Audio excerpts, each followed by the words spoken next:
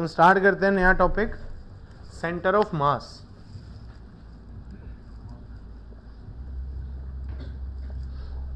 नाम से पता चल रहा है कि सर ये सेंटर ऑफ मास है, जो मास का एक सेंटर होगा। अब मास का सेंटर क्या होता है? सेंटर ऑफ मास मींस एक ऐसा सेंटर जहां पे पूरी बॉडी का मास कॉन्सेंट्रेटेड माना जाता है। होता है जरूरी? तो ये ध्यान रखना। और कुछ टर्मिनोलॉजीज है जो अलग अलग है, सेंटर ऑफ मास, ठीक है, सेंटर ऑफ ग्रेविटी, ये सब अलग अलग चीजें हैं।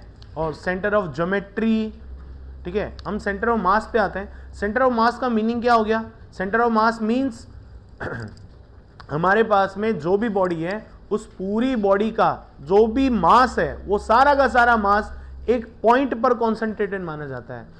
पॉइंट पर मास है, इट मींस मैं क्या ये बोल सकता हूं, पॉइंट मास है, एक पॉइंट पर मास है, इट मींस उसका साइज क्या मान सकते हैं? पॉइंट। और पॉइंट का कोई साइज नहीं होता है। क्लियर हुआ कि नहीं हुआ? तो हमें मास डिफाइन करना है, मास का सेंटर डिफाइन करना है, ना कि उसकी ज्योमेट्री डिफाइन करनी पड़ती है बाद में। तो पूरी की पूरी बॉडी, मान लो एक रेक्टेंगल है, या फिर मान लो एक स्क्वायर है, या फिर मान लो एक डिस्क है, उन सब का सेंटर कहां होगा? उनके ज्योमेट्री सेंटर पे होगा। होगा कि नहीं होगा? अब हम पूरी बॉडी बनाने की जगह उस एक पॉइंट को बना दें तो हमारा सारा मास दिख जाएगा। क्लियर हुआ कि नहीं हुआ? उसको बोलते हैं हम सेंटर ऑफ मास। क्लियर है सबको? ठीक है। तो सेंटर ऑफ मास की डेफिनेशन क्या होगी? सेंटर ऑफ मास की डेफिनेशन ये होगी, the centre where the whole body's mass is to be concentrated, is to be concentrated और अज्यूम्ड टू बी कॉन्सेंट्रेटेड। क्या होना चाहिए? Assumed to be concentrated. अब सर ये अज्यूम क्यों किया? अज्यूम करने का मतलब ये था कि सेंटर ऑफ मास का मतलब है हम इसको अज्यूम कर रहे हैं। अज्यूम करने का कारण क्या है? मान लेते हैं कि मैंने ये बोला एक रिंग है। रिंग समझते हो क्या होता है? रिंग, ये रिंग, ठीक है, ये रिंग है। किसी वायर को लो और उसको एक सर्कुलर शेप दे दो, किसी सर्कल की सरकमफेरेंस बना दो। क्लियर है? तो क्या हो जाएगा? एक रिंग बन जाएगी। उसका सेंटर क्या होगा? जिस सर्कल की सरकमफेरेंस पे आपने उसको रखा है, उसी सर्कल का सेंटर उस रिंग का सेंटर हो जाएगा, और वही सेंटर ऑफ मास हो जाएगा। अब एक बात बताओ, इस रिंग के सेंटर पर मास है क्या? तो अभी तो आपने बोला कि सर सेंटर ऑफ मास वो पॉइंट होता है जहां पे बॉडी का पूरा मास सेंट्रलाइज माना जाता है। तो वहां पे मास होना चाहिए, नहीं होना चाहिए? वहां पे मास होना चाहिए। अगर वहां पे मास है तो हम इसको ओके मान लेते हैं, वहां पे मास नहीं है तो भी इसको ओके मानना पड़ेगा, क्योंकि हमने पहले क्या लिख लिया है? Assumed to be concentrated. तो अज्यूम होना चाहिए। क्लियर है? इसकी कुछ प्रॉपर्टीज देखते हैं। इसकी प्रॉपर्टीज क्या हो जाएगी?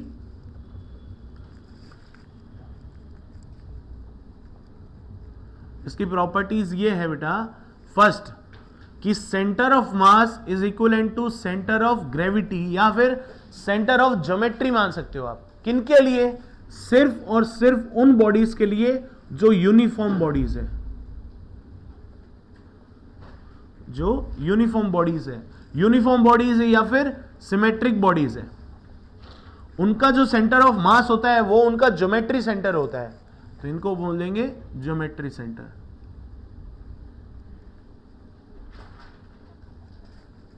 जैसे कि एग्जांपल लेते हैं, एग्जांपल में आ जाएगा, मान लो ये रिंग है, रिंग का सेंटर ऑफ मास कहां होगा? यहां होगा सेंटर ऑफ मास, और इसका ज्योमेट्री सेंटर भी यही होता है। ट्रायंगल का कहां होता है? सेंट्रॉइड पे होता है, जहां पे तीनों मीडियन आके मिलते हैं। ये अगर हमारे पास में ट्रायंगुलर प्लेट है तो इसका सेंटर ऑफ मास कुछ यहां होगा। स्क्वायर का कहां होता है? सर साइड के हाफ में और हाइट के हाफ में, ऐसे भी बोल सकते हो, या फिर क्या बोल सकते हो? डायगोनल इंटरसेक्शन पॉइंट बोल सकते हो। रेक्टेंगल में भी यही होता है कुछ। डिस्क, डिस्क का मतलब समझ रहे हो? डिस्क और रिंग में क्या फर्क है, ये अपन नेक्स्ट लेक्चर में देखेंगे। डिस्क और रिंग में एक्चुअल फर्क क्या है। अभी बताते थे, डिस्क होगी सीडी डीवीडी टाइप, क्या उसका एक एरिया आ रहा है, तो इसका मतलब वो 2D ऑब्जेक्ट है। क्लियर? रिंग आ रहा है, रिंग का मतलब क्या है? एक वायर है, वायर को बेंड करके एक ज्योमेट्री बनाई गई है, तो उसको हम क्या बोलेंगे? रिंग बोल देंगे। तो मतलब वो 1D ऑब्जेक्ट है। आप वायर लेने जाते हो, क्या बोलते हो? वायर वाला आपने वो क्या बोलते हैं? हाँ भैया कौन सा वायर दूं? तो आपने बोला सर कॉपर वायर दे दो, तो वो क्या बोलेगा? कितने मीटर, मतलब उसने एक डायमेंशन मांगी है, अपन ने बोला कि सर एक इतना एरिया का दे दो, तो वो बोलेगा कितने बाय कितने का एरिया दूं, इट मींस उसने एरिया मांगा है, 2 डायमेंशन मांगी है आपसे, तो 2D ऑब्जेक्ट हो गया, 3 मांगता है तो 3D ऑब्जेक्ट हो गया। क्लियर है सबको? चलो अब ये तो हो गया इसका। अब अगर मैं ये लाइन बोलूं सेकंड नोट पॉइंट कि eight centre of mass may not present. Sir अभी तो बोल रहे थे कि सेंटर ऑफ मास वो पॉइंट होता है जहां पे बॉडी का मास सेंट्रलाइज्ड होता है, और अब आप बोल रहे हो कि सेंटर ऑफ मास पे मास हो भी सकता है और नहीं भी। ये क्या बात होगी? क्या ये बात सही है? कैसे सही है? रिंग का देख लो, तो रिंग का सेंटर ऑफ मास कहां पर है? इसके सेंटर पे है, जहां पे कोई मास ही नहीं है। इसीलिए तो हमने लिखा था कि सर इसको अज्यूम किया जाता है। क्लियर है? चलो नेक्स्ट पॉइंट लिखते हैं कि centre of mass may be located inside the body और outside the body। inside the body मतलब बॉडी के सेंटर में होना, बॉडी के अंदर होना चाहिए। जैसे हमने डिस्क मान ली तो डिस्क का उसके सेंटर में होता है, बॉडी के अंदर है। रिंग मान ली तो उसकी ज्योमेट्री के अंदर है, लेकिन बॉडी तो है ही नहीं। समझ रहे हो नहीं समझ रहे हो? ये आप अगर आप मान लो कि आपने एक एल सेक्शन बनाया, एल सेक्शन समझ रहे हो? कुछ ऐसा बनाते, देखो ये बनाया तुमने, इस बॉडी को ऐसे से हाफ कर दिया। क्लियर है? अब यहां पे देखते हैं, इसका सेंटर ऑफ मास कुछ यहां होगा, इसका सेंटर ऑफ मास कुछ यहां होगा, तो इन दोनों को कंबाइंड करोगे तो इन दोनों पूरे सिस्टम का सेंटर ऑफ मास कुछ यहां होना चाहिए। क्या ये विद इन द बॉडी है? नहीं है, विद इन द बॉडी नहीं है। तो क्या ये आउटसाइड द बॉडी है? यस। तो ये सेंटर ऑफ मास कहां हो सकता है? इनसाइड द बॉडी हो सकता है और आउटसाइड द बॉडी हो सकता है। समझे नहीं समझे? तो इनको अच्छे से नोट पॉइंट में लिख सकते हैं। सेंटर ऑफ मास की डेफिनेशन दोबारा बोल रहा हूं, वो सुन लो। Centre of mass is the centre at which the whole body's mass is to be concentrated और assumed to be concentrated. Clear और नॉट? ये तो इसकी डेफिनेशन होगी। फिर अपन नोट पॉइंट डालेंगे। नोट पॉइंट में क्या लिख लेंगे? फर्स्ट नोट पॉइंट क्या हुआ कि इसकी प्रॉपर्टी क्या है? अगर यूनिफॉर्म बॉडीज है और सिमेट्रिक बॉडीज है, ठीक है, उनका सेंटर ऑफ मास कहां होगा?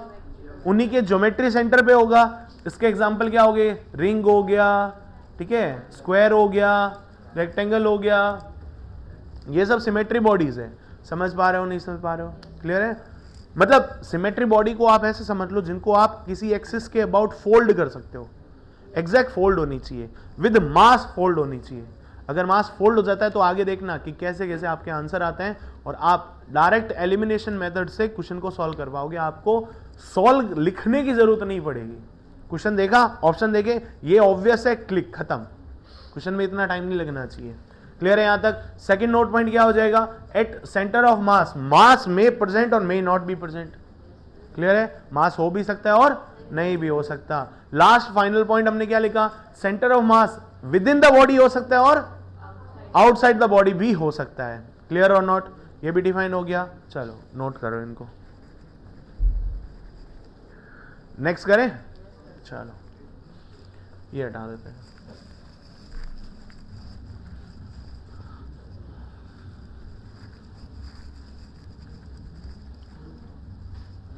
अब आता है सेंटर ऑफ मास हम किन किन चीजों के लिए डिफाइन करते हैं। तो सेंटर ऑफ मास हम 2 सिस्टम के लिए पढ़ेंगे, ठीक है? तो centre of mass for first आएगा तुम्हारा पार्टिकल सिस्टम।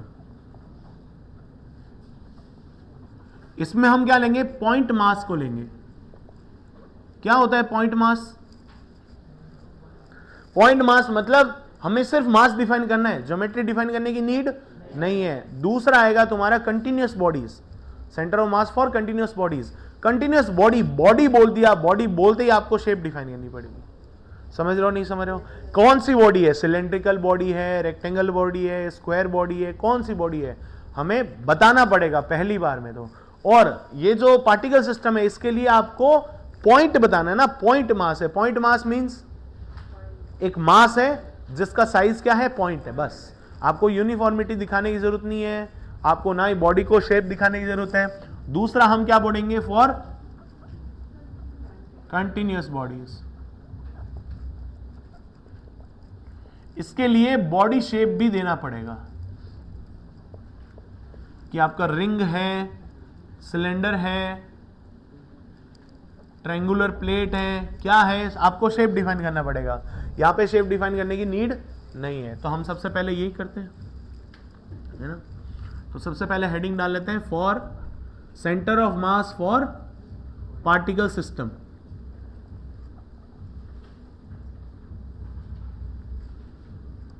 पार्टिकल सिस्टम में क्या होता है, देखो कभी भी कोई भी पार्टिकल आ जाए तो पार्टिकल की लोकेशन डिफाइन करनी होती है। तो ये सेंटर ऑफ मास क्या है, सेंटर ऑफ मास एक पॉइंट है ना, तो पॉइंट की हमेशा लोकेशन डिफाइन करेंगे। तो अगर आपको एक्चुअली हेडिंग डालनी है तो हम क्या डालेंगे, location of centre of mass for particle system. Location define करनी है। लोकेशन डिफाइन कैसे होगी बेटा, लोकेशन डिफाइन करनी है, जैसे मैं यहां बैठा हूं, अरिहंत वहां बैठा है, ठीक है, जय वहां बैठा है, वहां कहां बैठा है सर, कहां से बैठा है, ये भी तो बताना पड़ेगा।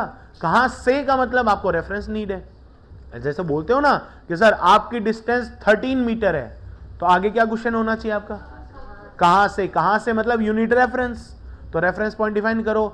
अगर आपको रेफरेंस डिफाइन करना है, इट मींस आपको कुछ ना कुछ एक्सिस डिफाइन करनी पड़ेगी।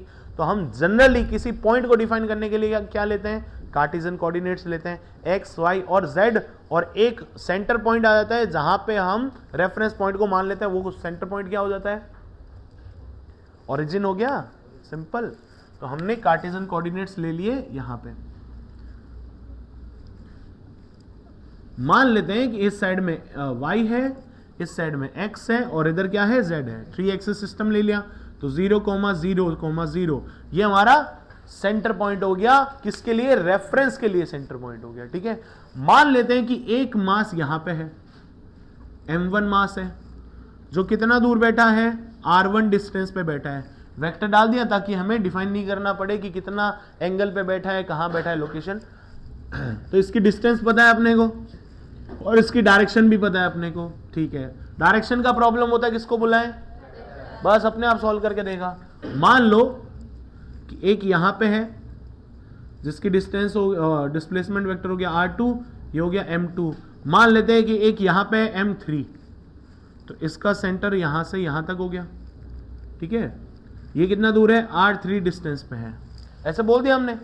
और एक और मान लिया कि एक सेंटर ऑफ मास है जो कि यहां पे पड़ा है, ये भी एक पॉइंट मास है। क्या मैं इसको कैपिटल M लिख दूं, और सेंटर ऑफ मास की डेफिनेशन के according where whole body's mass is to be concentrated, तो क्या मैं ये बोल सकता हूं m1 plus m2 plus m3 हो जाएगा, नहीं समझे, समझ गए। तो यहां पर हो गया, और इन सब का सम होके यहां पे आ जाएगा r सेंटर ऑफ मास की लोकेशन आनी चाहिए। क्लियर है। अब इनको अगर बैलेंसिंग में लेके आए तो हमारे पास में डेफिनेशन में क्या आना चाहिए, r सेंटर ऑफ मास की लोकेशन आएगी m1 r1 plus m2 r2 plus m3 r3 upon m1 plus m2 plus m3। Clear हुआ कि नहीं हुआ।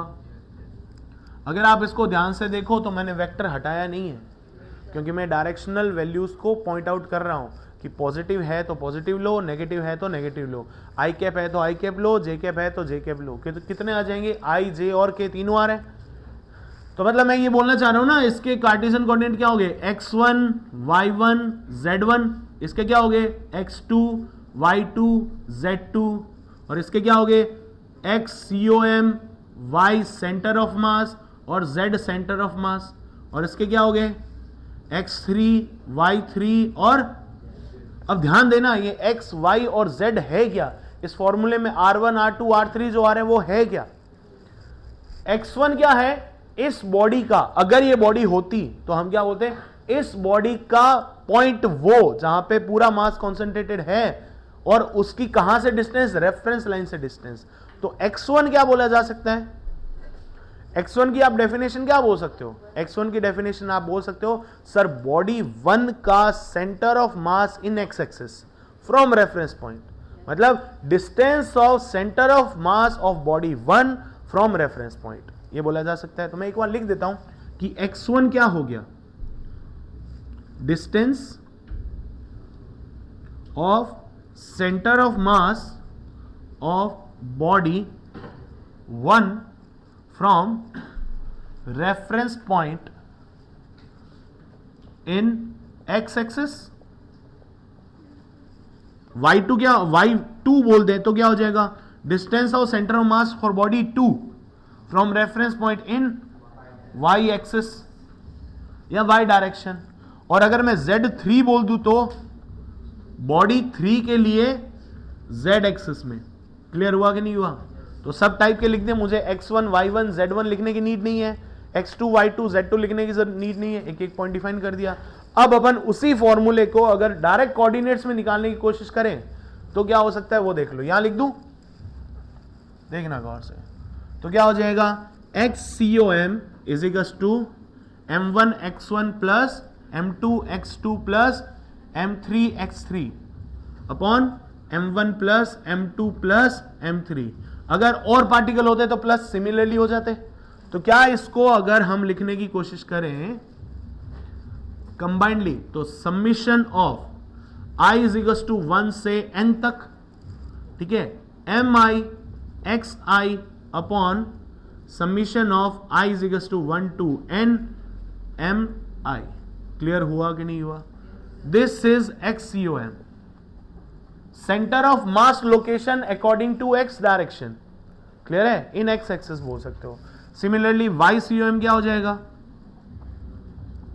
m1 y1 plus m2 y2 plus m3 y3 upon m1 plus m2 plus m3। Clear है बेटा?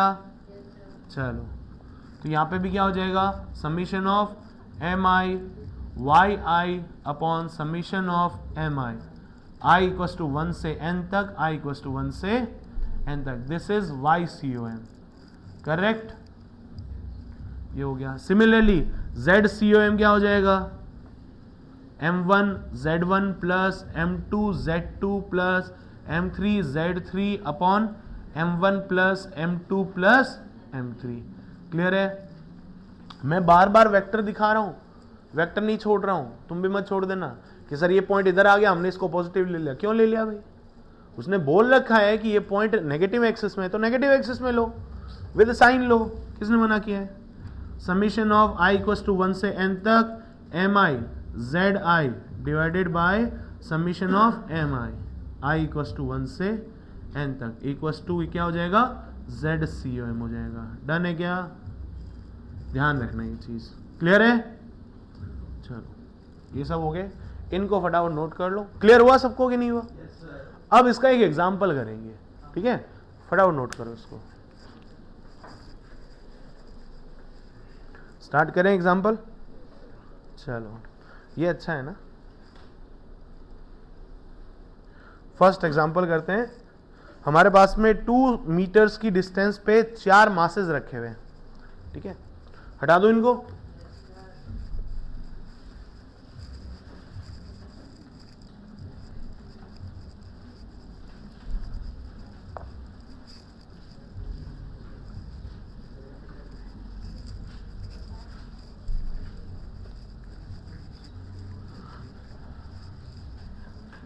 देखो, सबसे पहला क्वेश्चन, मान लो यहां पे मैंने 1 kg रख दिया, मान लो यहां पे मैंने 2 kg रख दिया, यहां पे मैंने 3 kg पुट कर दिया, यहां पे 4 kg रख दिया, राइट? अगर मैं कह दूं ये कार्टेशियन कोऑर्डिनेट्स को रिप्रेजेंट कर रहे हैं, ये y एक्सिस है और ये x एक्सिस है, ठीक है? और ये वाली जो डिस्टेंस है दैट इज 2 मीटर, और ये वाली जो डिस्टेंस है दैट इज ऑल्सो 2 मीटर, और ये सिमिलरली पैरेलल इधर आ रहे हैं, ठीक है? तो इसके कोऑर्डिनेट तो 0,0 है, ठीक है? तो क्वेश्चन ये है, तो centre of mass of whole system, उसकी लोकेशन क्या हो जाएगी, X C O M comma Y C O M, ये निकालना है तुम्हें। निकाल सकते हैं अपन, करते हैं सॉल्यूशन। देखो करें सॉल्यूशन इसका, पहले मैं कर देता हूं, नेक्स्ट वाले क्वेश्चन सारे आप लोग करो, ठीक है। तो क्या हो जाएगा, X C O M is equals to m1x1 plus m2x2 plus m3x3 plus m4x4 upon m1 plus m2 plus m3 plus m4, ये कुछ हो जाएगा। इसको सॉल्व करते हैं, x1 first second third fourth ऐसे मान ले। अब हमें क्या करना है, इनके अगर कोऑर्डिनेट पता चले तो हमारा काम हो गया, सिंपल है। ये 0,0 है, x में गए तो x बढ़ेगा कि y बढ़ेगा, x बढ़ेगा, y तो कांस्टेंट है तो इसके कोऑर्डिनेट क्या आ गए 2,0। यहां से हम किधर जा रहे हैं, y में जा रहे हैं तो y बढ़ेगा, x सेम रहेगा तो x सेम रह गया, y बढ़ गया। इधर हम इधर जा रहे हैं तो x कम हो जाएगा, कितना कम हो गया 2 कम हो गया, तो x कम कर दो, y को सेम रख दो, ये हो गया, चारों कोऑर्डिनेट्स आ गए। तो क्या हम यहां से फाइनल आंसर निकाल सकते हैं। सिमिलरली y COM की वैल्यू निकालनी है तो m1 y1 plus m2 y2 plus m3 y3 m4 y4 upon m1 plus m2 plus m3 plus m4, ये आ जाएगा कुछ। अपन इसको सॉल्व करते देखो फटाफट। फर्स्ट वाला का x0 और फाइनल का x0, इसमें फर्स्ट वाले का y0 और सेकंड वाले का y0। अब इनका सम कर लेते हैं। ये पड़ा है m2 2 kg का 2 किलो का 4 हो गया, यहां पे 3 kg का 2 किलो कितना हो गया 6 हो गया, प्लस बाकी तो 0 है, अपॉन में कितना आ जाएगा 1 2 3 4, तो 10 हो रहा है पूरा, तो ये 10 हो गया, तो इसका वैल्यू 1 आ गया। और इसकी वैल्यू कितनी आ जाएगी, करके देख लेते हैं। m3 into y3, m3 into y3 6, और ये 4 इंटू 2 6 और 8 कितने हो गए 14, 14 बाई 10 1.4। क्लियर और नॉट क्लियर है, चलो बढ़िया, डन है। फटाफट नोट करो, अगला क्वेश्चन लिख देता हूं मैं, क्वेश्चन नंबर 2 करो, फटाफट करो।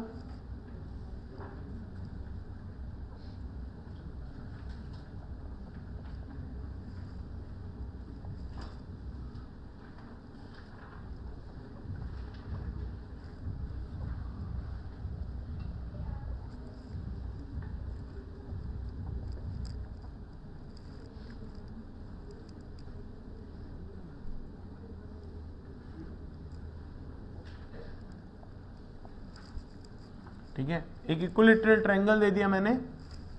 इक्विलैटरल ट्रायंगल का एक सिस्टम है जिसके वर्टेक्स पे सेम मास के पार्टिकल रखे हुए हैं, ठीक है। तो बताओ इसका सेंटर ऑफ मास कहाँ होगा, देखते हैं। इसका सेंटर ऑफ मास के कोऑर्डिनेट हो जाएंगे X COM comma Y COM। Clear है,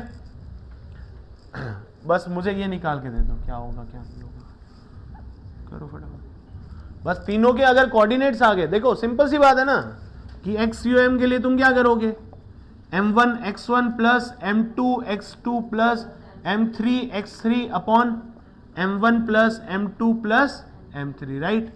y COM के लिए क्या करोगे, m1 y1 plus m2 y2 plus m3 y3 upon m1 plus m2 plus m3, कुछ ऐसा होगा। सिंपल सी बात है कि मास सेम है, इट मीन्स हम इसको x1 x2 x3 अपॉन 3 कर देते हैं, y1 plus y2 plus y3 कर देते हैं।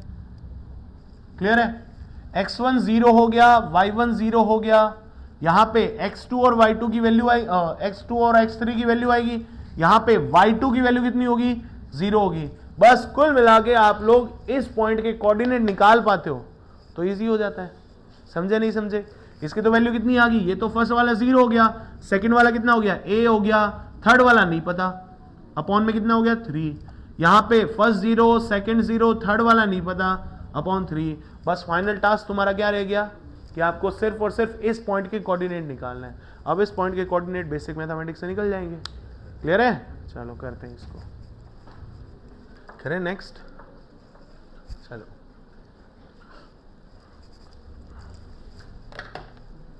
हो गया ये वाला, देखो कैसे हुआ। इक्विलेटरल ट्रायंगल है, इट मींस ये एंगल कितना हो जाएगा 60 डिग्री हो गया। 60 डिग्री है तो इसके कोऑर्डिनेट क्या हो जाएंगे, यहां पे देखो ये ऐसे है और इसका cos 60 हो जाएगा। तो यहां से अगर मैं एक परपेंडिकुलर डाल दूं तो ये वाली डिस्टेंस कितनी हो जाएगी a cos 60 और ये डिस्टेंस कितनी हो जाएगी a sin 60, राइट। तो ये a cos 60 ये इतना ही तो गया x में, तो इसके कोऑर्डिनेट क्या हो गए a cos 60 और इसके a sin 60। इनकी वैल्यूज निकाल लो, वैल्यूज क्या हो जाएगी cos 60 कितना हाफ हो गया, तो ये a/2 हो गया और ये √3a/2। इनकी वैल्यूज पुट कर लेते हैं, ठीक है। x के अंदर क्या वैल्यू आ गई a/2, तो यहां पे आ जाएगा a/2 और यहां पे क्या हो जाएगा √3a/2, ठीक है। तो यहां से वैल्यूज आ रही है कि x UM इज a/2 कैसे हो गया 3a हो गया ना, 3a/2/3, इससे ये निपट गया तो कितना हो गया a/2 और y CUM कितना हो गया देखो ये हो जाएगा √3a/2/3, क्लियर है। √3 से √3 कटेगा तो क्या बचेगा a/2√3। डन है कि नहीं है, क्लियर। चलो बढ़िया, एक और क्वेश्चन करते हैं हेक्सागन का।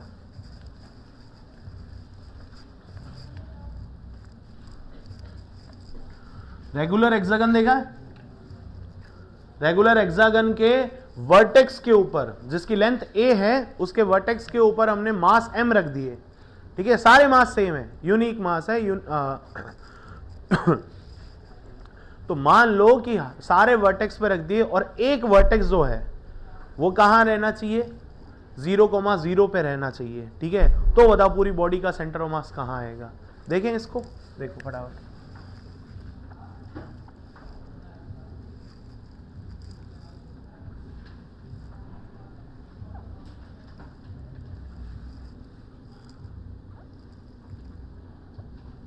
कुछ ऐसा है, यहां पे m मास है, यहां पे m मास है, यहां पे m मास है, यहां पे भी और यहां पे भी कुछ ऐसा m मास है, राइट।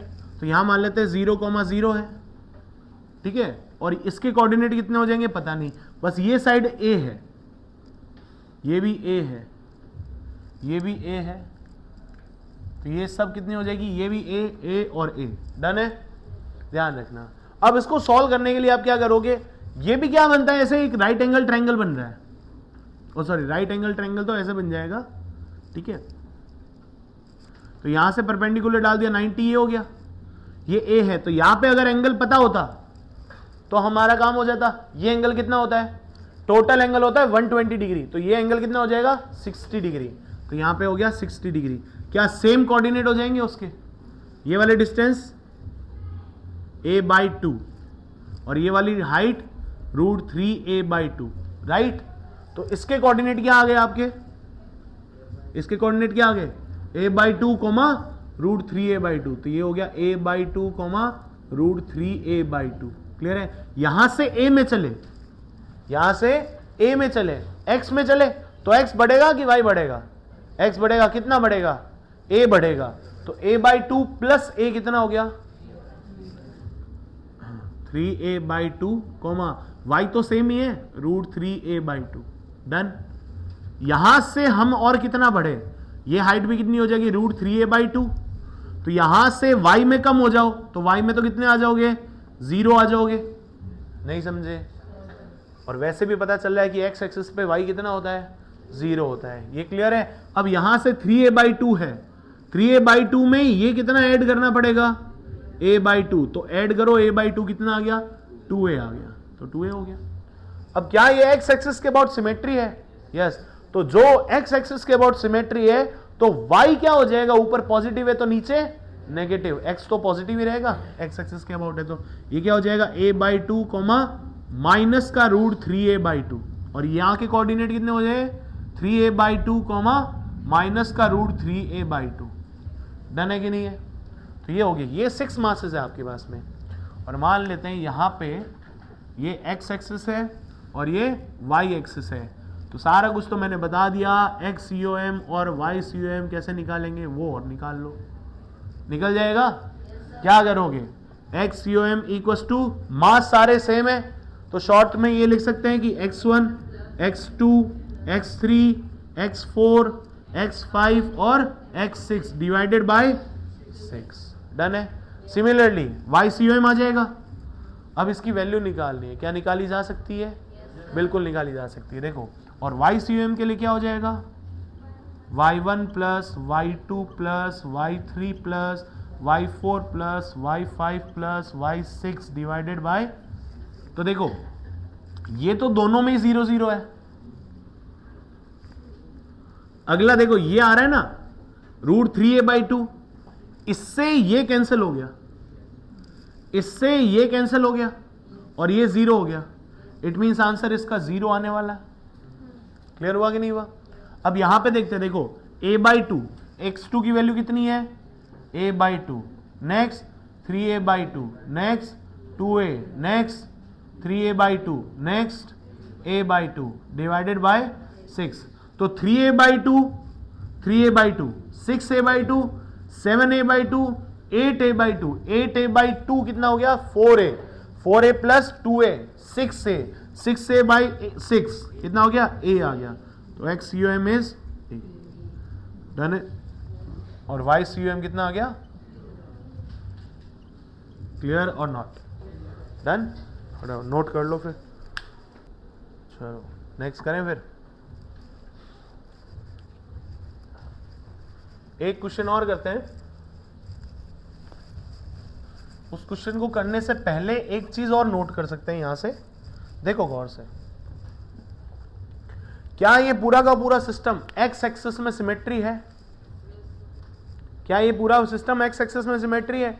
अगर एक्स एक्सिस में सिमेट्री है इट मींस जो सेंटर ऑफ मास होगा वो एक्स एक्सिस पर ही होगा।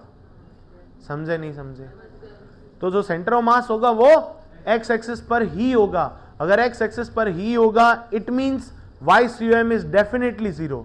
तो क्या वाई COM डेफिनेटली 0 आ रहा है। तो क्या हम यहां से दो नोट पॉइंट बोल सकते हैं। नोट पॉइंट फर्स्ट,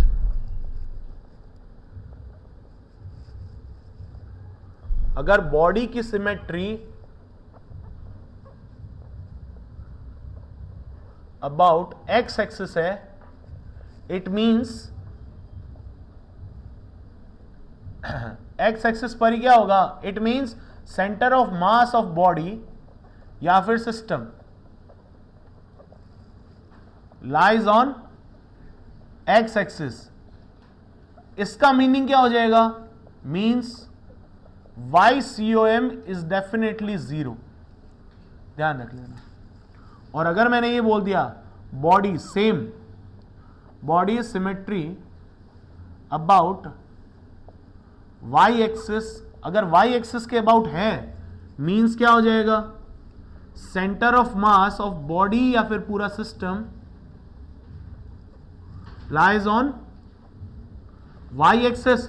अगर वाई एक्सिस पर आ रहा है इट मींस पूरा का पूरा ये वैल्यू है कि एक्स COM विल बी 0। अगर हम एक्स वाई प्लेन की बात करें तो ये बैठेगा, बैठेगा नहीं बैठेगा। अभी अभी हमने एक एग्जांपल किया है, देखो इससे जस्ट लास्ट वाला एग्जांपल कौन सा है, इक्विलैटरल ट्रायंगल है। इक्विलैटरल ट्रायंगल कौन सी एक्सिस के अबाउट सिमेट्री है, कहां से फोल्ड कर सकते हो, वाई एक्सिस के अबाउट सिमेट्री है। कौन सी वाई एक्सिस, वाई एक्सिस कौन सी है, पॉजिटिव साइड आ रही है। वाई एक्सिस मतलब वाई तो चेंज नहीं हो रहा है, सॉरी वाई एक्सिस के अबाउट सिमेट्री है इट मींस एक्स फिक्स है। वाई एक्सिस के अबाउट एक्स फिक्स होता है। क्या वाई एक्सिस ही सिमेट्री है क्या, नहीं है। कौन सी लाइन है, x equals to a/2 line है। देखो एक बार x equals to a/2 line है तो x की वैल्यू a/2 आ रही है। देखो वापस से बना देता हूं, कुछ ऐसा था सिस्टम, अभी अभी हटाया मैंने, नहीं हटाता तो ये आंसर यहां से हो जाता। ये x एक्सिस है, ये y एक्सिस है। क्या ये इस एक्सिस के अबाउट सिमेट्री होगा कि नहीं होगा, होगा ना। इसी एक्सिस पर तुम्हारा सेंटर ऑफ मास होगा, यहां कहीं पे होगा। तो इस एक्सिस पर है मतलब ये एक्सिस यहां से कितनी दूर है a/2। समझ गए नहीं समझ गए। तो आंसर तुम्हारा x में तो a/2 ही आएगा, y में कितना आएगा डजंट नो। क्लियर और नॉट क्लियर है? इसके अंदर देखो x एक्सिस में सिमेट्री है क्या?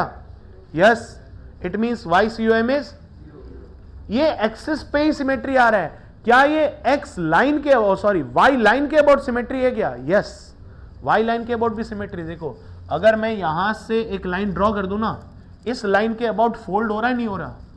अब ये फोल्ड होने की बात दिमाग में डाल लेना, फोल्ड होना इट मींस ज्योमेट्री भी फोल्ड हो रही है, मास भी फोल्ड हो रहा है। समझे मेरी बात? मान लो यहां पे 2m मास होता, यहां पे m मास होता, तो क्या ये फोल्ड हो रहा है? ज्योमेट्री फोल्ड हो रही है, मास फोल्ड नहीं हो रहा। नहीं समझे भाई? ऐसा है, यहां पे तो मास m है, इसको तो फोल्ड करो चाहे नहीं करो, ये तो दोनों में काउंट हो रहा है, कॉमन है। यहां पे मान लो मैंने m मास दे दिया, यहां पे मैंने m मास दे दिया, तो ये फोल्ड हो जाएगा। फोल्ड हो रहा है तो इस एक्सिस पर ही सेंटर ऑफ मास आ जाएगा। अगर यहां पे मान लो 2m हो गया, अब इसको फोल्ड करो, तो क्या m और m कोइंसाइड हो रहे हैं? नहीं हो रहे, इट मींस सिमेट्री नहीं है। समझ में आया कि नहीं है? अब यहां पे ये मत कर देना सर a/2 आंसर आ जाएगा सीधा, नहीं, गलत हो जाएगा। क्लियर है कि नहीं है? इसी टाइप की अगर क्वेश्चन आ जाए तुम्हारे पास में, मान लो कोई बॉडी दे दी मैंने, कोई भी बहुत धुआंधार बॉडी दे दी, जिसके सेंटर ऑफ मास निकालने से पॉइंट पे 90 डिग्री, 60 डिग्री है ना, 30 डिग्री, 37 डिग्री, 53 डिग्री, ऐसे कुछ है, लेकिन तुम्हें पता चल गया कि सर ये इस एक्सिस के अबाउट सिमेट्री आ रहा है। ठीक है, जिस एक्सिस के अबाउट सिमेट्री आ रहा है, इट मींस क्या हो जाएगा? वो उस एक्सिस पर ही सेंटर ऑफ मास होगा, और उस एक्सिस की इक्वेशन या उस एक्सिस के कोऑर्डिनेट निकालो, आंसर आ जाएगा तुम्हारा। समझे नहीं समझे? चलो इसका एक एग्जांपल करते हैं, फिर तुम्हें और अच्छे समझ में आएगा। हटा दूं इसको, चलो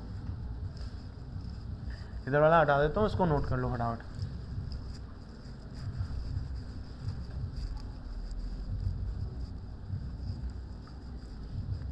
नेक्स्ट एग्जांपल ले लेते हैं अपन। देखो एक क्वेश्चन तुम्हें दे रहा हूं, वो क्वेश्चन तुम ट्राई करना, और एक क्वेश्चन मैं करवा देता हूं। मान लेते हैं कि हमारे पास में कोई L सेक्शन बॉडी है, ठीक है, ये 0,0 है। कोई हमारे पास में एक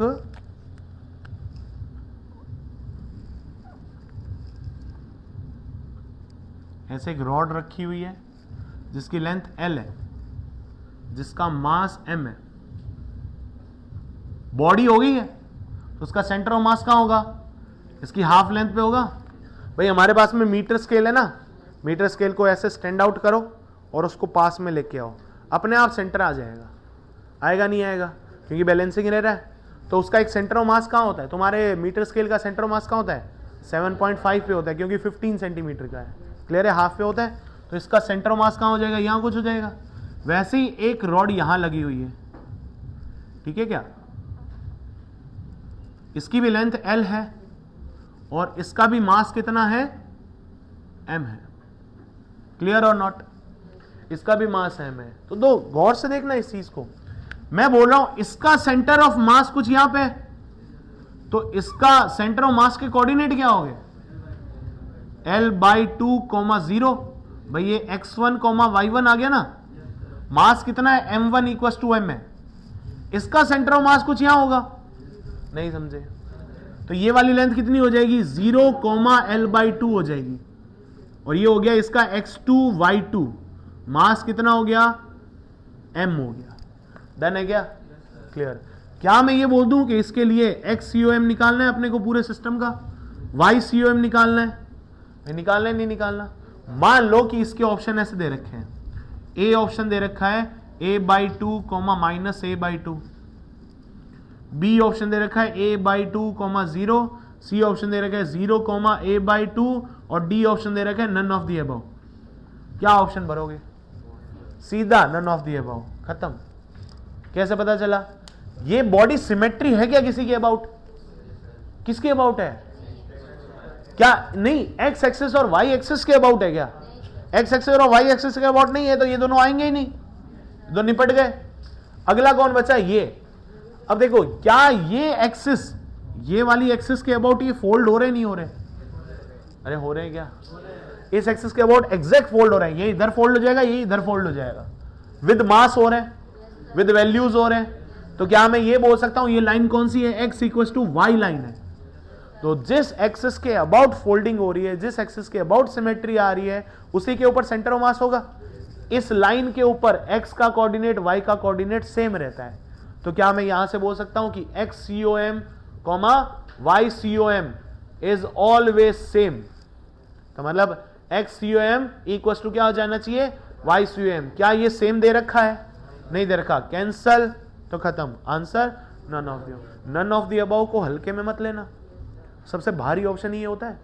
नन ऑफ द अबव का आंसर तभी दोगे जब आप 100% कंफर्म हो कि मेरा जो भी 3 आंसर दे रखे हैं वो 100% गलत है, तभी नन ऑफ दीज होगा। समझ गए, नहीं समझ गए, ये ध्यान रखना। अब इसको वेरीफाई कर लेते हैं भाई, अपना तो मेथड कहता है ना वेरीफाई करने का। तो हम क्या करेंगे, m1 x1 plus m2 x2 upon m1 plus m2, m1 y1 plus m2 y2 upon m1 plus, सही बात है। यहां से देखो इसके कोऑर्डिनेट, देखो मास तो सेम है ना सारे, मास तो हटा दिए, तो क्या बचा x1 x2 by 2 y1 plus y2 by 2।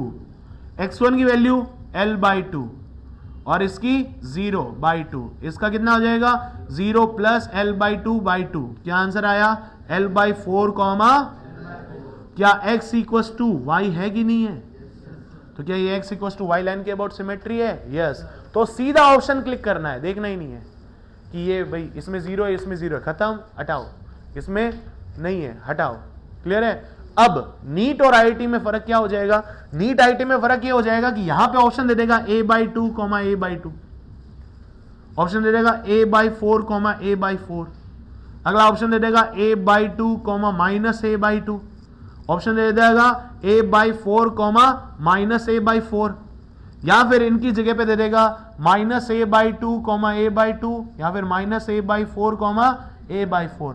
बस वो यहां पे ही ऐसे ऑप्शन नहीं देगा, क्योंकि उसको पता है एक्स एक्सिस और वाई एक्सिस के अबाउट सिमेट्री है ही नहीं। जब सिमेट्री नहीं है तो ये ऑप्शन देने से मतलब नहीं है, तब तुम दिमाग लगाओगे हाँ यार आंसर तो आएगा।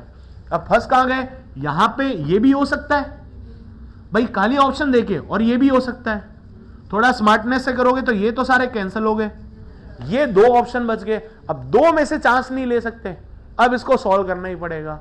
That's why your question is 2 minute का क्वेश्चन आता है तुम्हारा भाई। 25 क्वेश्चंस है और 1 घंटा मिल रहा है तुम्हें, और नीट में 45 क्वेश्चंस है और 1 घंटा मिल रहा है। अगर अंदाजन एक टाइम लगाया जाए तो 1 मिनट का एक क्वेश्चन बन रहा है तुम्हारा नीट में, और अगर अंदाजन टाइम लगाया जाए तो आईआईटी का 2 मिनट का एक क्वेश्चन बन रहा है। ऑलमोस्ट ऊपर ही जा रहा है बट ऑलमोस्ट बन रहा है। तो तुम्हें ऑब्वियस है ना कि ऐसे ऑप्शन नहीं देगा, देखा क्लिक ऐसे ऑप्शन नहीं देगा, कुछ ऑप्शन का आंसर निकलवाएगा, वो जाता है। लेकिन ये देखो अगर इस टाइम पे 4 ऑप्शन है तो 2 तो एलिमिनेट हो गए ना, और 2 ऑप्शन बचे तो सही होने की प्रोबेबिलिटी 50% हो गई ना तुम्हारी। ये समझो, क्लियर और नॉट।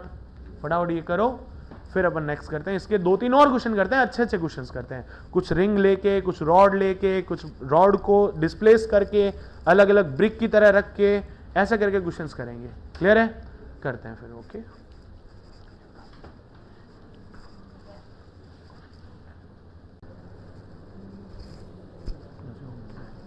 चलो ये करते हैं नेक्स्ट क्वेश्चन। इसका आप सेंटर ऑफ मास निकालना, ठीक है। देखो इसमें क्या लिए मैंने, 5 आइडेंटिकल रॉड्स है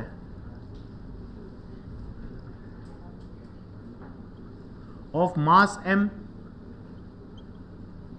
और लेंथ कितनी है l है। क्लियर है, सबकी रॉड की लेंथ ये है l। तो मान लेते हैं, इनकी हाइट मत मानना कि हाइट इनकी और होगी तो सर YCOM भी निकलेगा, YCOM नहीं निकालना अपने को, ठीक है ना। ये फर्स्ट रॉड हो गई, फिर नेक्स्ट रॉड हमने यहां रख रखी है,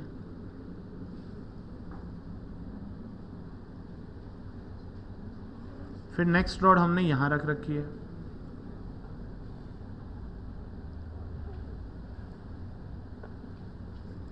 फिर नेक्स्ट रॉड हमने यहां रख दी,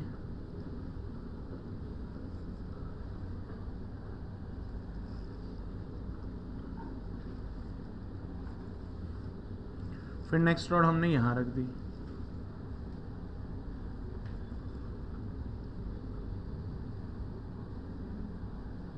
ठीक है, ये कुछ ऐसे हो जाएगी, ये भी कुछ ऐसे हो जाएगी,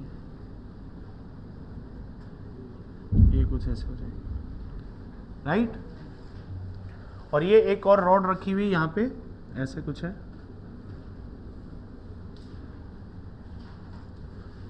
मान लेते हैं इसकी लेंथ L है, मास M है, और ये यहां से जो गैप आ रहा है ना दैट इज L/10 मान लो, ये वाला गैप भी कितना मान लो, L/10 मान लो, तो ये वाला भी L/10 हो जाएगा, यहां से भी कितना हो जाएगा L/10, ये भी कितना हो गया L/10, and this is also L/10 and that's L/10।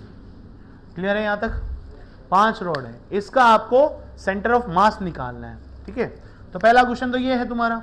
दूसरा क्वेश्चन मैं ये और देता हूं साथ साथ में, तो आप लोग जब तक मैं सॉल्व करूंगा तब तक आप पॉज करके इसको सॉल्व कर सकते हो, ठीक है।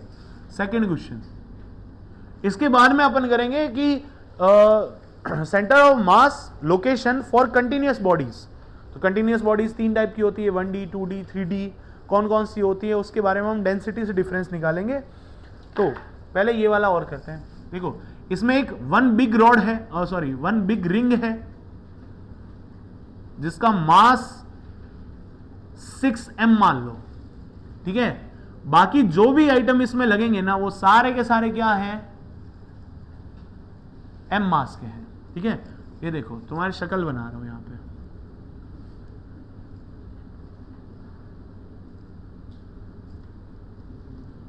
ऐसा कुछ है, मुंह बना रखा है, लेट आते हो ना जो क्लास में वो ऐसे दिखते हो। ये 6m मास का है जिसका सेंटर ऑफ मास कुछ यहां पे है, वो गुस्सा नाक पे रहता है ना वैसे ही, ये हो जाएगा 0,0। ये रॉड का मास भी कितना है, m है, क्लियर है। इसका सेंटर ऑफ मास भी 0,0 पे है, और यहां पे जो कोऑर्डिनेट है वो है -a,a, क्लियर। और इसके कोऑर्डिनेट हो जाएंगे a,a। तो इसके कोऑर्डिनेट दे रखे हैं कौन से, ये कौन सी एक्सिस है, y एक्सिस है, y एक्सिस पर x 0 है, क्लियर है। तो यहां पे कितना हो जाएगा 0, यहां से नीचे है तो माइनस का a दे रखा है। इसका भी मास m है, इसका भी मास m है, इसका भी मास m है, और इसका भी मास m है, ऐसे दे रखा है, क्लियर है। तो यहां पे हो जाएगी 2 स्मॉल रिंग्स, इसका मास कितना है, m है, ईच मास m, और 2 रॉड्स दे रखा है जिसका भी मास कितना है, ईच मास m, सबके कोऑर्डिनेट भी मिले हुए। तो आपको XUM YCUM निकालना है, ठीक है। तो ये क्वेश्चन है, इसमें भी XUM YCUM निकालना है। निकाल सकते हैं, नहीं निकाल सकते, बहुत इजीली निकाल सकते हैं। चलो इसका सॉल्यूशन निकालेंगे और इसका भी सॉल्यूशन निकालेंगे, कर सकते हैं। चलो करो, फटाफट करो।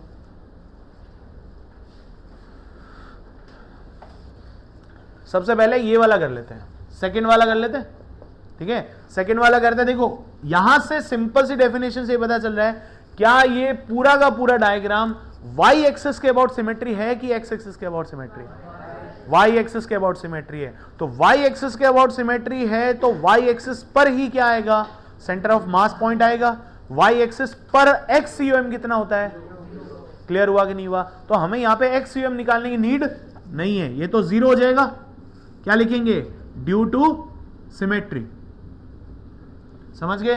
तो XUM 0 हो गया। अब YCUM निकालना है, तो YCUM क्या हो जाएगा, कितने लोग हैं, 1 2 3 4 और 5 लोग हैं। तो हम क्या लिखेंगे, M1 Y1 plus M2 Y2 plus M3 Y3 plus M4 Y4 plus M5 Y5 divided by M1 plus M2 plus M3 plus M4 plus M5, right. देखो गौर से अपन अब नंबरिंग कर लेते हैं ताकि याद रहेगा। इसको 1 दे दिया, इसको 2, इसको 3, इसको 4 और इसको 5 नंबर दे दिया, क्लियर है कि नहीं है। अब देखो फर्स्ट वाली रॉड सेंटर पे पड़ी है, इसका सेंटर ऑफ मास 0।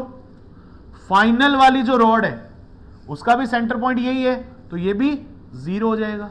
अरे क्लियर है कि नहीं है? बचे कौन? ये सब लोग। और मास हर एक का कितना है?